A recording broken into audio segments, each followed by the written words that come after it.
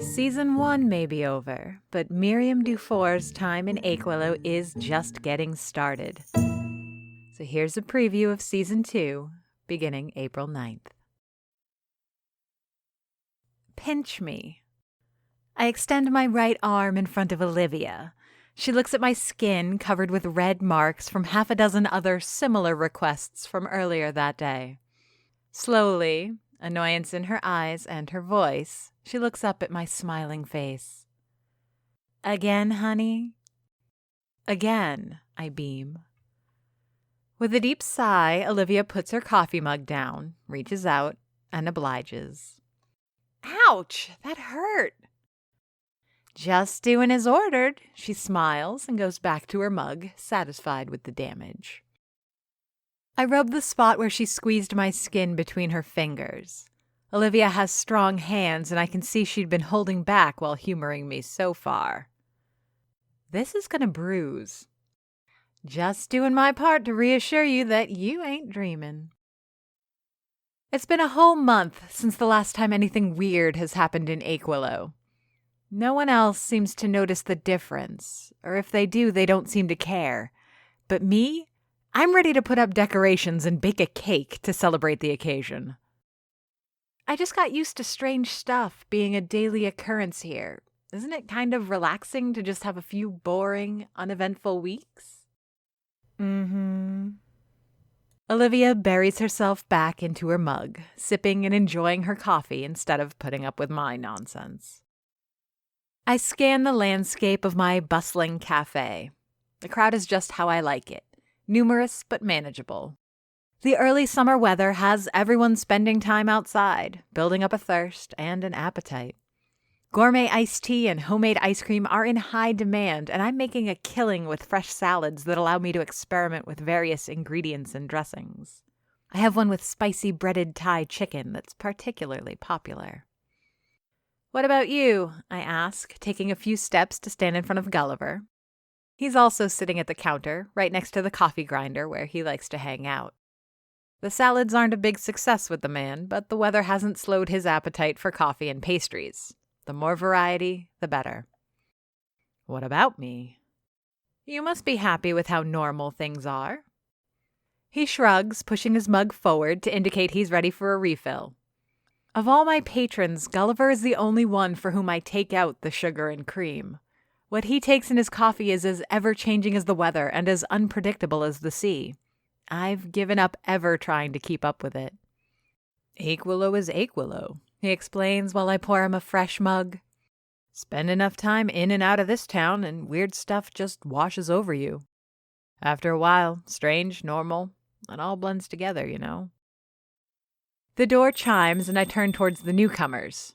Fresh customers are always welcome at the Aquilo Cafe, and I've done a good job training myself to greet them with a smile. Pot of coffee in one hand, clean white apron around my neck, I glow with wholesome joy.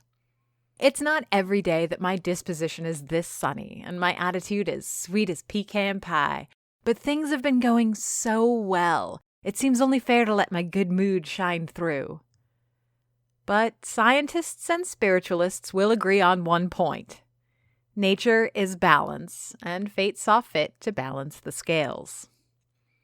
As I look towards the swinging door of the Aquilo, chimes still dangling above the frame, I'm met with my mirror opposite. Dressed in black from almost head to toe, she walks into the cafe like a soldier tiptoeing into enemy territory. Her eyes, pale gray and lined with dark eyeliner, dart around the dining room like she's looking for traps. While her steps take her in a direct line towards the register, her gaze never settles on anything for more than a second. The fingers of her right hand are clenched tight over the strap of a messenger bag that runs across her chest. Her shirt, horizontally striped black and white, looks too warm for the weather, and the sweat on her brow just below her jet black hair supports my opinion. Her look seems lifted right out of a Tim Burton film and feels out of place in a town like Aquilo. I, however, come from Montreal, and I'm not so easily impressed.